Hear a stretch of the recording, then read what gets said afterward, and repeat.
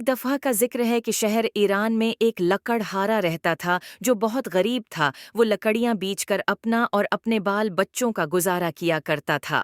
لکڑہارے کی 3 لڑکیاں تھیں جن سے وہ بے پناہ محبت کرتا۔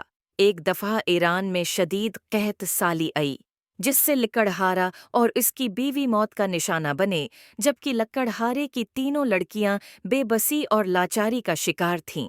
شدید بھوک کی وجہ سے تینوں بہنیں ہاتھ پھیلانے پر مجبور ہو گئیں۔ ایک دن مصر کا بادشاہ ایران کے دورے پر آیا۔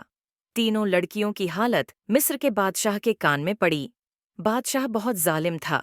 اس نے اپنی جیب سے بھاری رقم نکال کر دونوں لڑکیوں کو دی اور تیسری لڑکی کو لے کر مصر کے لیے روانہ ہوا، باقی دونوں کچھ نہ کر سکیں۔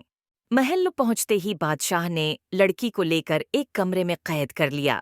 بادشاہ لڑکی پر بہت ظلم کرتا اور اس سے ہر کام کرواتا۔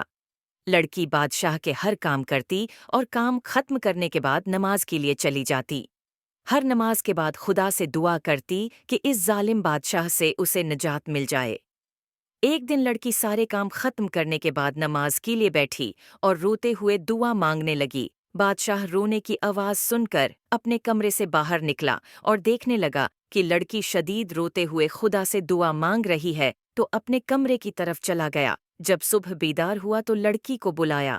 لڑکی بادشاہ کی خدمت میں پیش ہوئی اور بادشاہ لڑکی سے کہنے لگا کہ اج سے تم آزاد ہو۔